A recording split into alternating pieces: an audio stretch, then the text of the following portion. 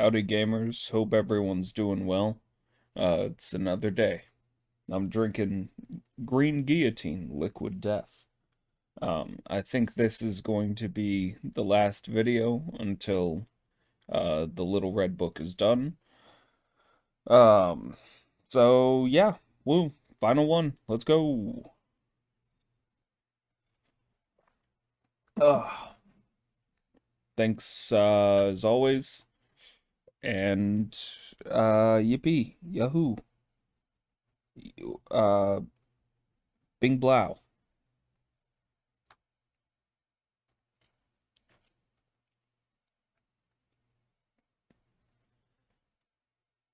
27. Criticism and self-criticism. The Communist Party does not fear criticism because we are Marxists. The truth is on our side, and the basic masses, the workers and peasants, are on our side. Thoroughgoing materialists are fearless. We hope that all our fellow fighters will courageously shoulder their responsibilities and overcome all difficulties, fearing no setbacks or gibes, nor hesitating to criticize us communists and give their suggestions. He who is not afraid of death by 1,000 cuts dares to unhorse the emperor. This is the indomitable spirit needed in our struggle to build socialism and communism. We have the Marxist-Leninist weapon of criticism and self-criticism. We can get rid of a bad style and keep the good. Conscientious practice of self-criticism is still another hallmark distinguishing our party from all other political parties. As we say, dust will accumulate if a room is not cleaned regularly. Our faces will get dirty if they are not washed regularly. Our comrades' minds and our party's work may also collect dust, and also need sweeping and washing. The proverb, running water is never stale, and a door hinge is never worm-eaten, means that constant motion prevents the inroads of germs and other organisms. To check up regularly on our work and in the process develop a democratic style of work, to fear neither criticism nor self-criticism, and to apply such good popular Chinese maxims as say all you know and say it without reserve. Blame not the speaker, but be warned by his words, and correct mistakes if you have committed them, and guard against them if you have not. This is the only effective way to prevent all kinds of political dust and germs from contaminating the minds of our comrades and the body of our party. Opposition and struggle between ideas of different kinds constantly occur within the party. This is a reflection within the party of contradictions between classes and between the new and the old in society. If there were no contradictions in the party and no ideological struggles to resolve them, the party's life would come to an end. We stand for active ideological struggle because it is the weapon for ensuring unity within the party and the revolutionary organizations in the interest of our fight.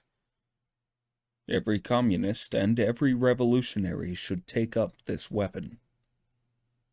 But liberalism rejects ideological struggle and stands for unprincipled peace, thus giving rise to a decadent, Philistine attitude and bringing about political degeneration in certain units and individuals in the party and the revolutionary organizations. In opposing subjectivism, sectarianism, and stereotyped party writing, we must have in mind two purposes. First, learn from past mistakes to avoid future ones, and second, cure the sickness to save the patient. The mistakes of the past must be exposed without sparing anyone's sensibilities. It is necessary to analyze and criticize what was bad in the past with a scientific attitude, so that work in the future will be done more carefully and done better. This is what is meant by learn from past mistakes to avoid future ones. But our aim in exposing errors and criticizing shortcomings, like that of a doctor curing a sickness, is solely to save the patient and not to doctor him to death. A person with appendicitis is saved when the surgeon removes his appendix. So long as a person who has made mistakes does not hide his sickness for fear of treatment or persist in his mistakes until he is beyond cure, so long as he honestly and sincerely wishes to be cured and to mend his ways, we should welcome him and cure his sickness so that he can become a good comrade. We can never succeed if we just let ourselves go and lash out at him. In treating an ideological or a political malady, one must never be rough and rash, but must adopt the approach of curing the sickness to save the patient, which is the only correct and effective method. Another point that should be mentioned in connection with inter-party criticism is that some comrades ignore the major issues and confine their attention to minor points when they make their criticism. They do not understand that the main task of criticism is to point out political and organizational mistakes. As to personal shortcomings, unless they are related to political and organizational mistakes, there is no need to be overcritical, or the comrades concerned will be at a loss as to what to do. Moreover, once such criticism develops, there is the great danger that within the party attention will be concentrated exclusively on minor faults, and everyone will become timid and overcautious and forget the party's political tasks. In inter-party criticism, guard against subjectivism, arbitrariness, and the vulgarization of criticism. Statements should be based on facts, and criticism should stress the political side. Inter-party criticism is a weapon for strengthening the party organization and increasing its fighting capacity. In the party organization of the Red Army, however, criticism is not always of this character, and sometimes turns into personal attack. As a result, it damages the party organization as well as the individuals. This is a manifestation of petty bourgeois individualism. The method of correction is to help party members understand that the purpose of criticism is to increase the party's fighting capacity in order to achieve victory in the class struggle, and that it should not be used as a means of personal attack. If we have shortcomings, we are not afraid to have them pointed out and criticized, because we serve the people. Anyone, no matter who, may point out our shortcomings. If he is right, we will correct them. If what he proposes will benefit the people, we will act upon it. As we Chinese communists, who base all our actions on the highest interests of the broadest masses of the Chinese people, and who are fully convinced of the justice of our cause, never balk at any personal sacrifice, and are ready at all times to give our lives for the cause, can we be reluctant to discard any idea, viewpoint, opinion, or method which is not suited to the needs of the people, Can we be willing to allow political dust and germs to dirty our clean faces or eat into our healthy organisms? Countless revolutionary martyrs have laid down their lives in the interests of the people, and our hearts are filled with pain as we the living think of them. Can there be any personal interest, then, that we would not sacrifice, or any error that we would not discard?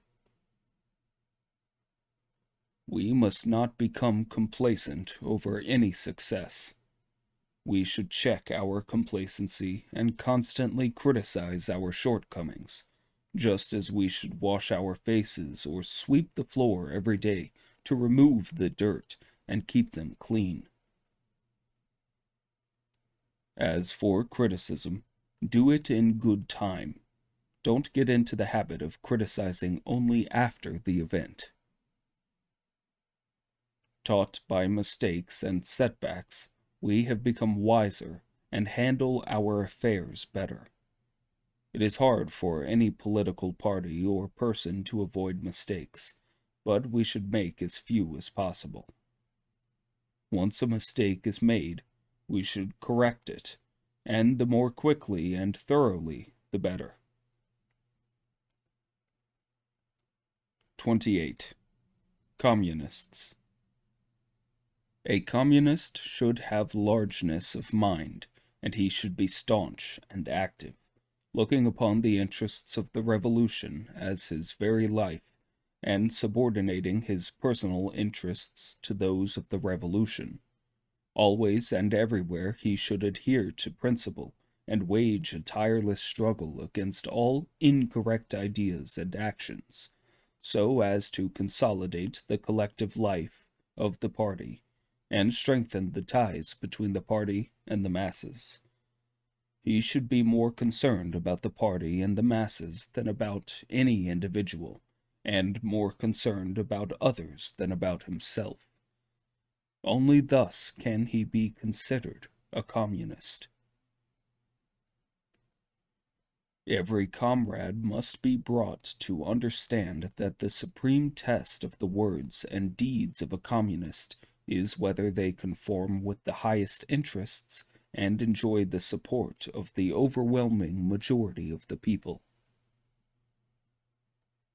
At no time and in no circumstances should a communist place his personal interests first.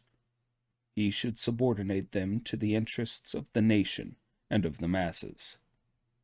Hence, selfishness, slacking, corruption, seeking the limelight, and so on, are most contemptible, while selflessness, working with all one's energy, wholehearted devotion to public duty, and quiet work, will command respect. Communists must be ready at all times to stand up for the truth, because truth is in the interests of the people.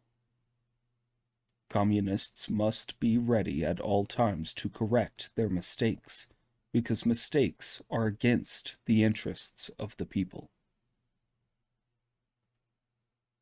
Communists must always go into the whys and wherefores of anything, use their own heads, and carefully think over whether or not it corresponds to reality and is really well-founded. On no account should they follow blindly and encourage slavishness. We should encourage comrades to take the interests of the whole into account. Every party member, every branch of work, every statement, and every action must proceed from the interests of the whole party. It is absolutely impermissible to violate this principle. Communists should set an example in being practical as well as far-sighted. For only by being practical can they fulfill the appointed tasks, and only far-sightedness can prevent them from losing their bearings in the march forward. Communists should be the most far-sighted, the most self-sacrificing, the most resolute, and the least prejudiced in sizing up situations, and should rely on the majority of the masses and win their support. Communists should set an example in study. At all times, they should be pupils of the masses as well as their teachers. Every communist working in the mass movements should be a friend of the masses and not a boss over them, an indefatigable teacher, and not a bureaucratic politician. Communists must never separate themselves from the majority of the people or neglect them by leading only a few progressive contingents in an isolated and rash advance, but must take care to forge close links between the progressive elements and the broad masses. This is what is meant by thinking in terms of the majority. We communists are like seeds, and the people are like the soil. Wherever we go, we must unite with the people, take root, and blossom among them. We communists must be able to integrate ourselves with the masses in all things.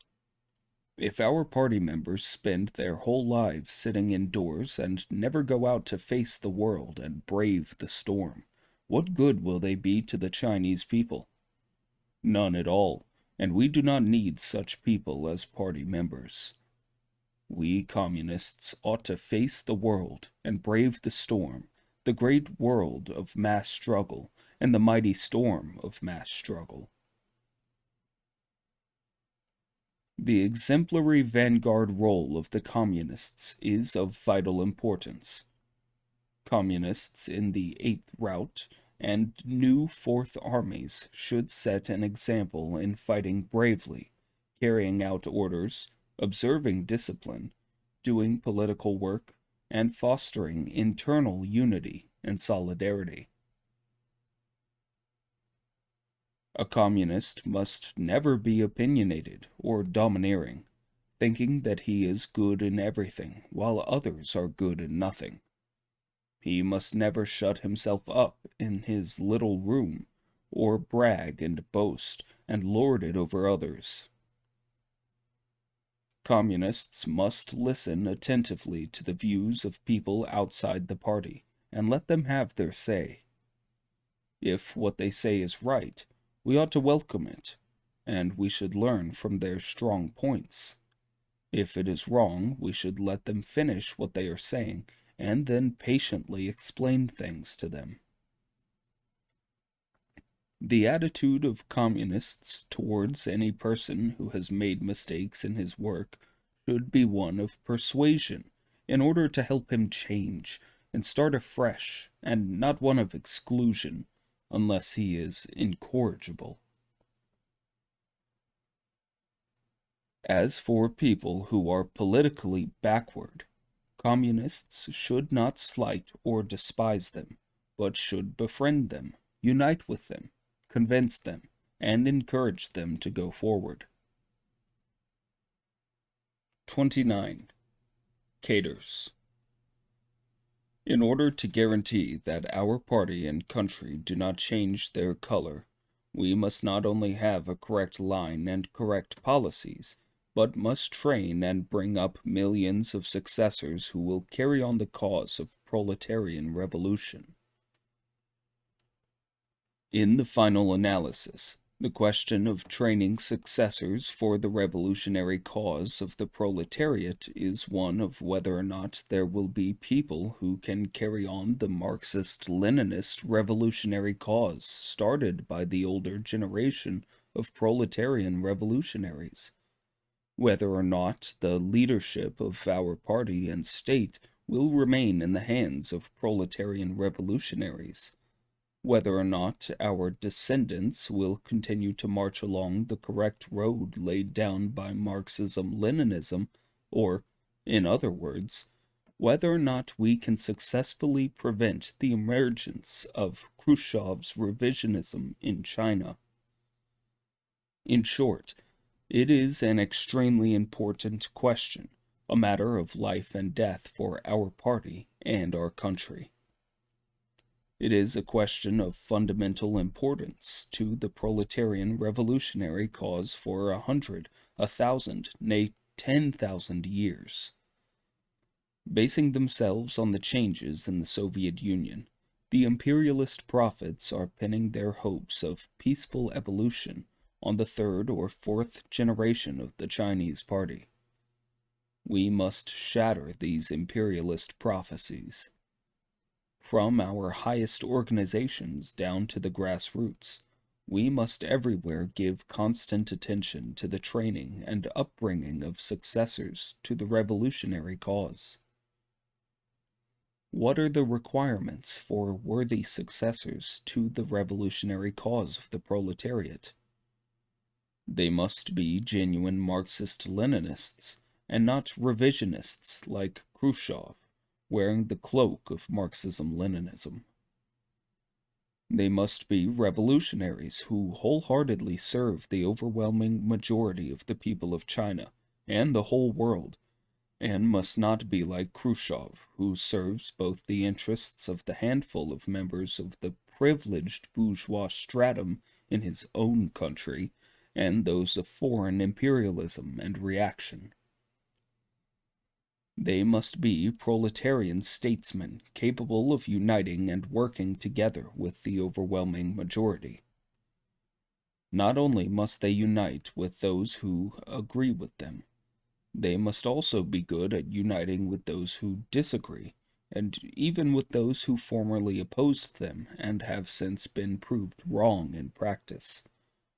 But they must especially watch out for careerists and conspirators like Khrushchev, and prevent such bad elements from usurping the leadership of the party and the state at any level. They must be models in applying the party's democratic centralism, must master the method of leadership based on the principle of from the masses to the masses, and must cultivate a democratic style and be good at listening to the masses.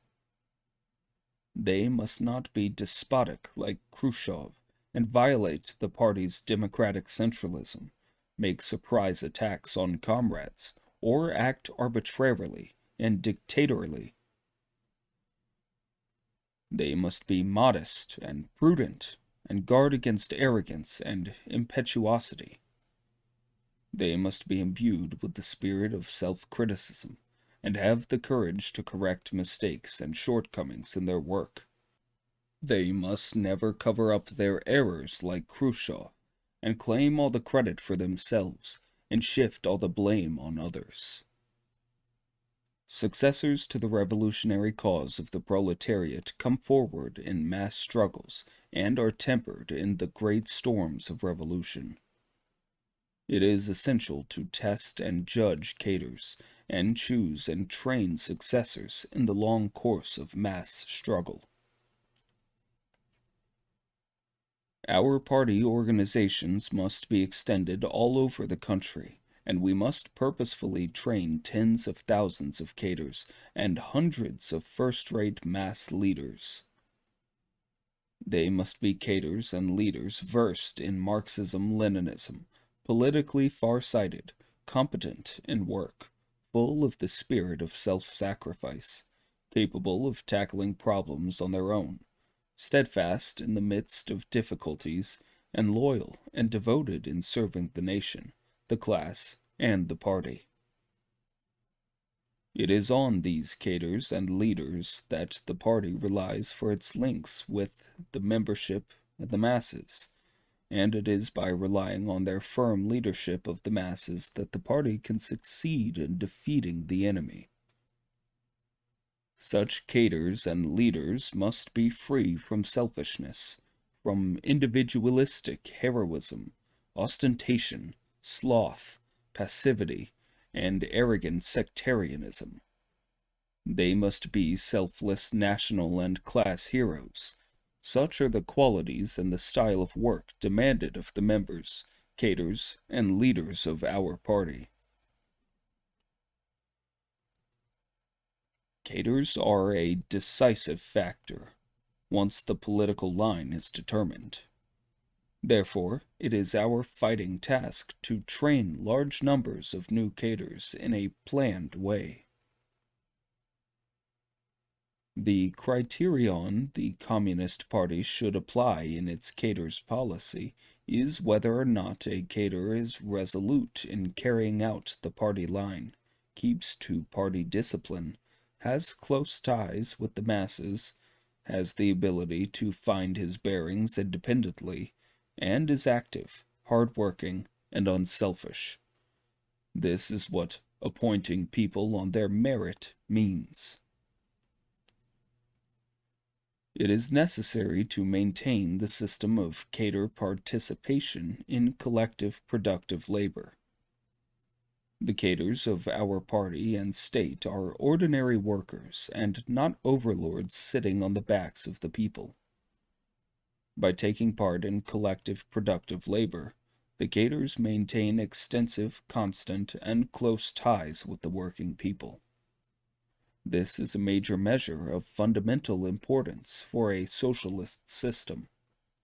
It helps to overcome bureaucracy and to prevent revisionism and dogmatism.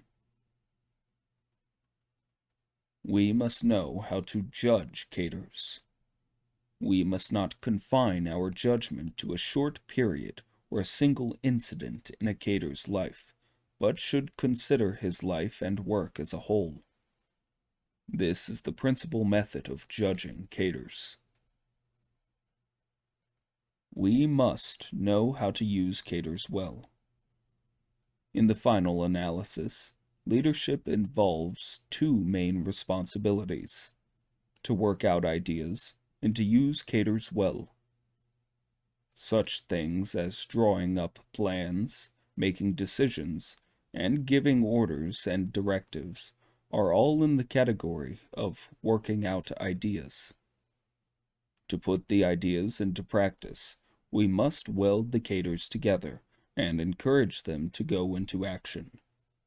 This comes into the category of using the cadres well. We must know how to take good care of cadres. There are several ways of doing so. First, give them guidance. This means allowing them a free hand in their work so that they have the courage to assume responsibility and, at the same time, giving them timely instructions so that, guided by the party's political line, they are able to make full use of their initiative. Second, raise their level. This means educating them by giving them the opportunity to study so that they can enhance their theoretical understanding and their working ability. Third, check up on their work and help them sum up their experience, carry forward their achievements, and correct their mistakes. To assign work without checking up and to take notice only when serious mistakes are made, that is not the way to take care of cadres. Fourth, in general, use the method of persuasion with cadres who have made mistakes, and help them correct their mistakes. The method of struggle should be confined to those who make serious mistakes, and nevertheless refuse to accept guidance. Here, patience is essential. It is wrong lightly to label people opportunists, or lightly to begin waging struggles against them. Fifth, help them with their difficulties. When cadres are in difficulty as a result of illness, straitened means, or domestic or other troubles, we must be sure to give them as much care as possible. This is how to take good care of cadres. A leading group that is genuinely united and is linked with the masses can gradually be formed only in the process of mass struggle, and not in isolation from it. In the process of a great struggle, The composition of the leading group in most cases should not and cannot remain entirely unchanged throughout the initial, middle, and final stages. The activists who come forward in the course of the struggle must constantly be promoted to replace those original members of the leading group who are inferior by comparison or who have degenerated. If our party does not have a great many new cadres working in unity and cooperation with the old cadres, our cause will come to a stop. All old cadres, therefore, should welcome the new ones with the utmost enthusiasm, and show them the warmest solicitude. True, new cadres have their shortcomings. They have not been long in the revolution, and lack experience, and unavoidably, some have brought with them vestiges of the unwholesome ideology of the old society, remnants of the ideology of petty bourgeois individualism.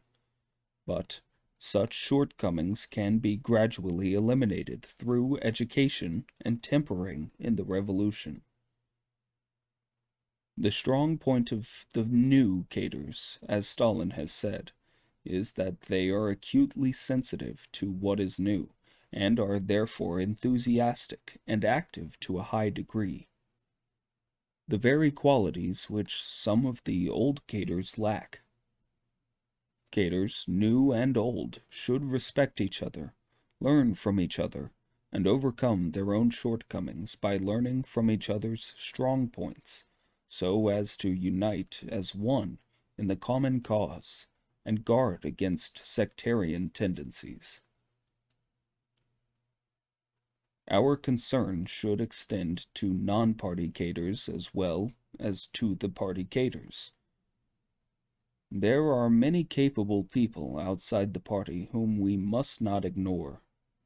The duty of every communist is to rid himself of aloofness and arrogance, and to work well with non-party cadres, give them sincere help, have a warm, comradely attitude towards them, and enlist their initiative in the great cause of resisting Japan and reconstructing the nation. 30. Youth. The world is yours, as well as ours, but in the last analysis, it is yours. You young people, full of vigor and vitality, are in the bloom of life, like the sun at 8 or 9 in the morning. Our hope is placed on you. The world belongs to you. China's future belongs to you. We must help all our young people to understand that ours is still a very poor country, that we cannot change this situation radically in a short time, and that only through the united efforts of our younger generation and all our people, working with their own hands, can China be made strong and prosperous within a period of several decades. The establishment of our socialist system has opened the road leading to the ideal society of the future, but to translate this ideal into reality needs hard work. Because of their lack of political and social experience, quite a number of young people are unable to see the contrast between the old China and the new, and it is not easy for them thoroughly to comprehend the hardships our people went through in the struggle to free themselves from the oppression of the imperialists and Kuomintang reactionaries, or the long period of arduous work needed before a happy socialist society can be established. That is why we must constantly carry on lively and effective political education among the masses, and should always tell them the truth about the difficulties that crop up, and discuss with them how to surmount these difficulties. The young people are the most active and vital force in society. They are the most eager to learn and the least conservative in their thinking. This is especially so in the era of socialism. We hope that the local party organizations in various places will help and work with the youth league organizations and go into the question of bringing into full play the energy of our youth in particular. The party organizations should not treat them in the same way as everybody else and ignore their special characteristics. Of course, the young people should learn from the old and other adults, and should strive as much as possible to engage in all sorts of useful activities with their agreement. How should we judge whether a youth is a revolutionary? How can we tell? There can only be one criterion, namely, whether or not he is willing to integrate himself with the broad masses of workers and peasants, and does so in practice. If he is willing to do so, and actually does, he is a revolutionary. Otherwise, he is a non-revolutionary or a counter-revolutionary. If today he integrates himself with the masses of workers and peasants, then today he is a revolutionary. If tomorrow he ceases to do so, or turns round to oppress the common people, then he becomes a non-revolutionary, or a counter-revolutionary. The intellectuals often tend to be subjective and individualistic, impractical in their thinking, and irresolute in action, until they have thrown themselves heart and soul into mass revolutionary struggles, or made up their minds to serve the interests of the masses, and become one with them. Hence, although the mass of revolutionary intellectuals in China can play a vanguard role or serve as a link with the masses, not all of them will remain revolutionaries to the end. Some will drop out of the revolutionary ranks at critical moments and become passive, while a few may even become enemies of the revolution. The intellectuals can overcome their shortcomings only in mass struggles over a long period. Apart from continuing to act in coordination with the party in its central task, the Youth League should do its own work to suit the special characteristics of youth. New China must care for her youth and show concern for the growth of the younger generation. Young people have to study and work, but they are at the age of physical growth. Therefore, full attention must be paid both to their work and to study and to their recreation, sport, and rest. 31. Women. A man in China is usually subjected to the domination of three systems of authority: political authority, clan authority, and religious authority. As for women, in addition to being dominated by these three systems of authority, they are also dominated by the men, the authority of the husband. These four authorities, political, clan, religious, and masculine, are the embodiment of the whole feudal patriarchal ideology and system, and are the four thick ropes binding the Chinese people, particularly the peasants. How the peasants have overthrown the political authority of the landlords in the countryside has been described above. The political authority of the landlords is the backbone of all the other systems of authority. With that overturned, the clan authority, the religious authority, and the authority of the husband all begin to totter. As to the authority of the husband, this has always been weaker among the poor peasants because, out of economic necessity, their womenfolk have to do more manual labor than the women of the richer classes, and therefore have more say and greater power of decision in family matters. With the increasing bankruptcy of the rural economy in recent years, the basis for men's domination over women has already been undermined. With the rise of the peasant movement, the women in many places have now begun to organize rural women's associations. The opportunity has come for them to lift up their heads, and the authority of the husband is getting shakier every day. In a word, the whole feudal patriarchal ideology and system is tottering with the growth of the peasant's power.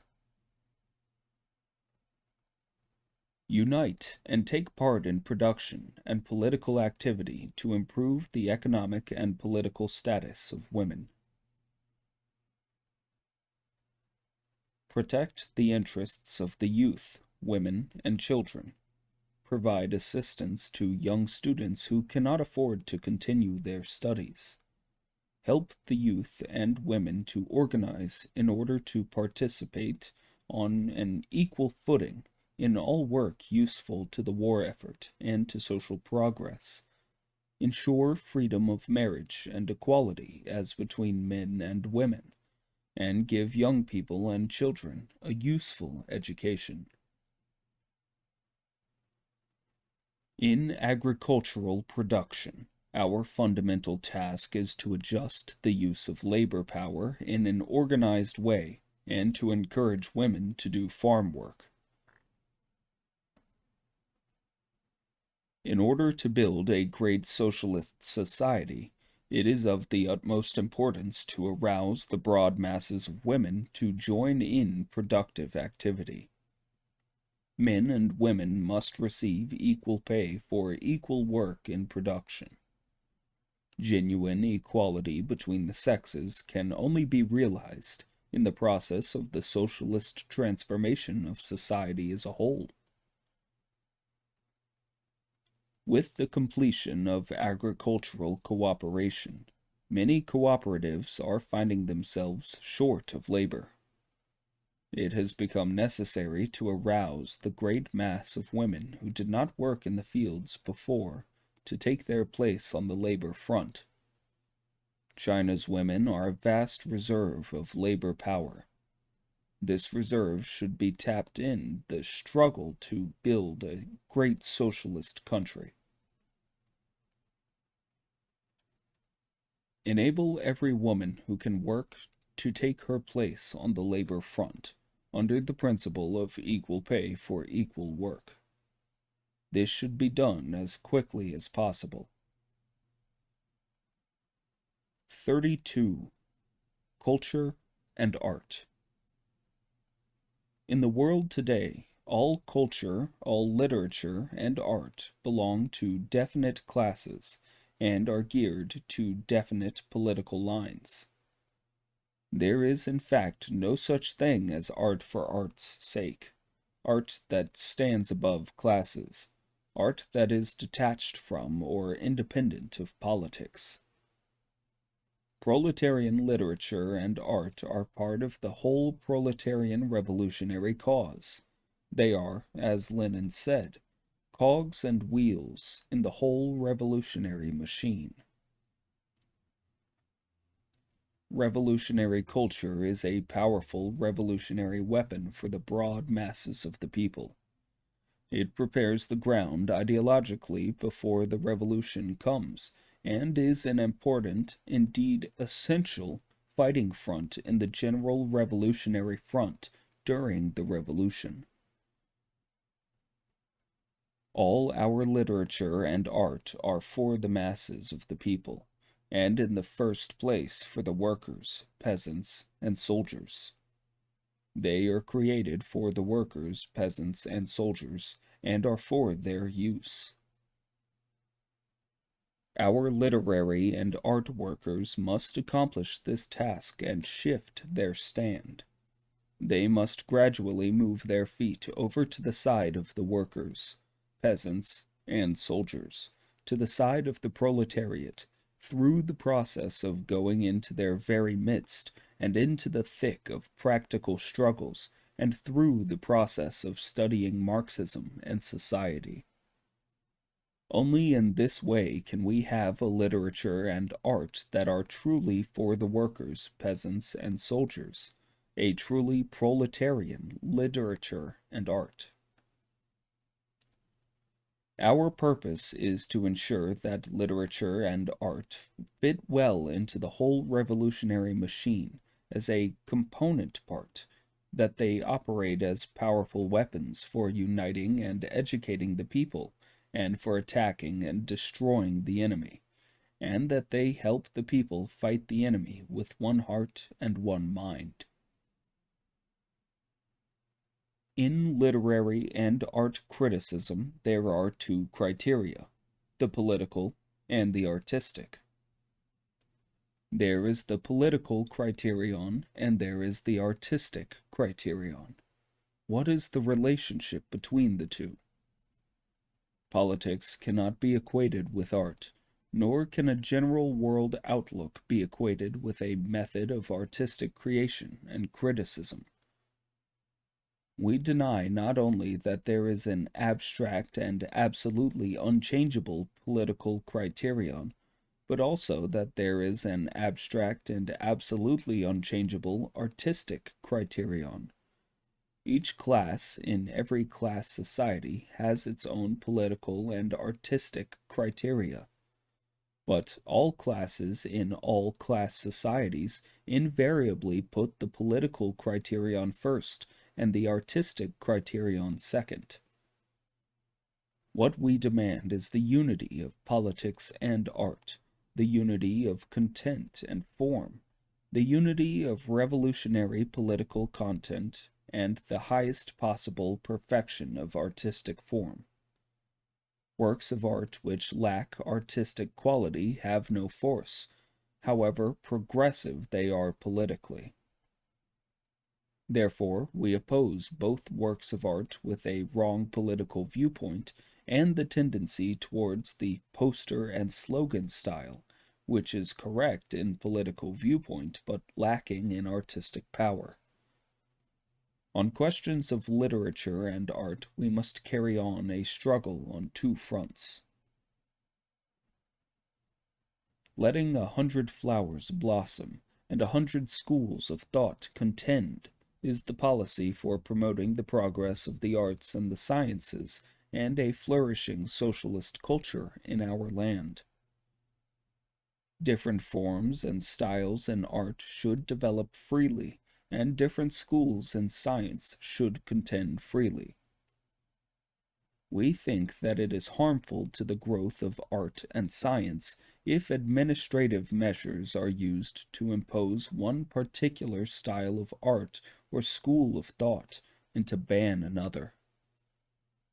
Questions of right and wrong in the arts and sciences should be settled through free discussion in artistic and scientific circles, and through practical work in these fields. They should not be settled in summary fashion.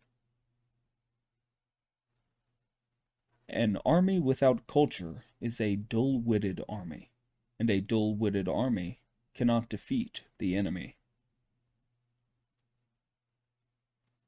33. Study. In transforming a backward agricultural China into an advanced industrialized country, we are confronted with arduous tasks, and our experience is far from adequate, so we must be good at learning. Conditions are changing all the time, and to adapt one's thinking to the new conditions, one must study. Even those who have a better grasp of Marxism and are comparatively firm in their proletarian stand have to go on studying, and have to absorb what is new and study new problems. We can learn what we did not know. We are not only good at destroying the old world, we are also good at building the new.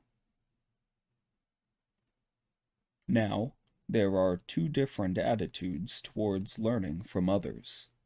One is the dogmatic attitude of transplanting everything, whether or not it is suited to our conditions. This is no good. The other attitude is to use our heads and learn those things which suit our conditions. That is, to absorb whatever experience is useful to us. That is the attitude we should adopt. The theory of Marx, Engels, Lenin, and Stalin is universally applicable. We should regard it not as a dogma, but as a guide to action.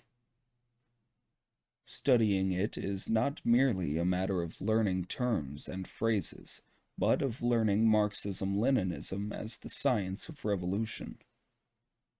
It is not just a matter of understanding the general laws derived by Marx, Engels, Lenin, and Stalin from their extensive study of real life and revolutionary experience, but of studying their standpoint and method in examining and solving problems.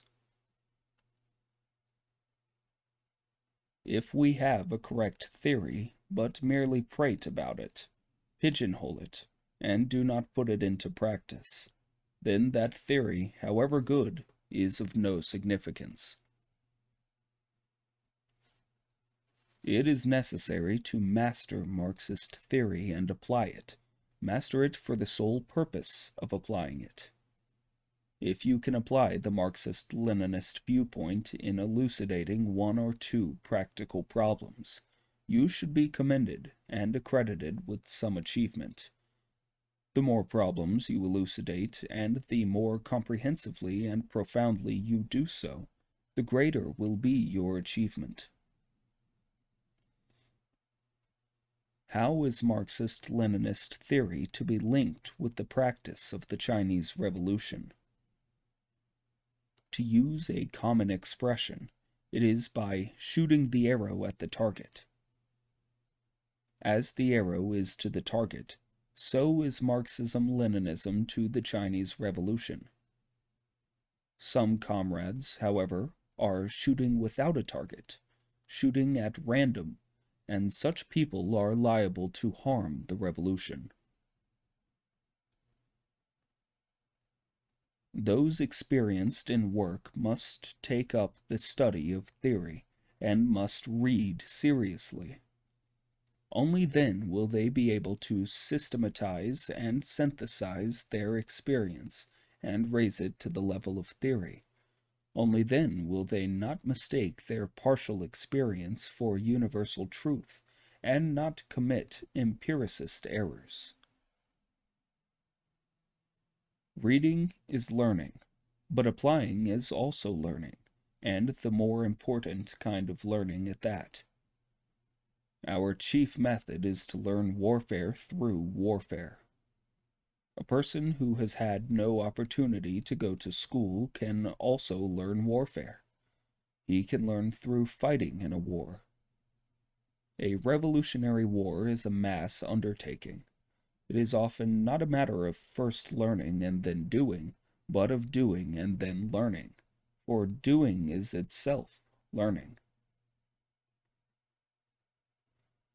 There is a gap between the ordinary civilian and the soldier, but it is no great wall, and it can be quickly closed, and the way to close it is to take part in revolution, in war. By saying that it is not easy to learn and to apply, we mean that it is hard to learn thoroughly and to apply skillfully. By saying that civilians can very quickly become soldiers, we mean that it is not difficult to cross the threshold. To put the two statements together, we may cite the Chinese adage, "Nothing in the world is difficult for one who sets his mind to it." To cross the threshold is not difficult, and mastery, too, is possible provided one sets one's mind to the task and is good at learning. We must learn to do economic work from all who know how, no matter who they are. We must esteem them as teachers, learning from them respectfully and conscientiously. We must not pretend to know when we do not know. Knowledge is a matter of science, and no dishonesty or conceit whatsoever is permissible. What is required is definitely the reverse: honesty and modesty. Complacency is the enemy of study. We cannot really learn anything until we rid ourselves of complacency. Our attitude towards ourselves should be to be insatiable in learning, and towards others, to be tireless in teaching. Some people have read a few Marxist books and think themselves quite learned, but what they have read has not penetrated, has not struck root in their minds, so that they do not know how to use it, and their class feelings remain as of old. Others are very conceited, and having learned some book phrases, think themselves terrific, and are very cocky. But whenever a storm blows up, they take a stand very different from that of the workers and the majority of the peasants. They waver while the latter stand firm. They equivocate while the latter are forthright. In order to have a real grasp of Marxism, one must learn it not only from the books, but mainly through class struggle, through practical work, and close contact with the masses of workers and peasants. When, in addition to reading some Marxist books, our intellectuals have gained some understanding through close contact with the masses of workers and peasants, and through their own practical work, we will all be speaking the same language, not only the common language of patriotism and the common language of the socialist system, but probably even the common language of the communist world outlook.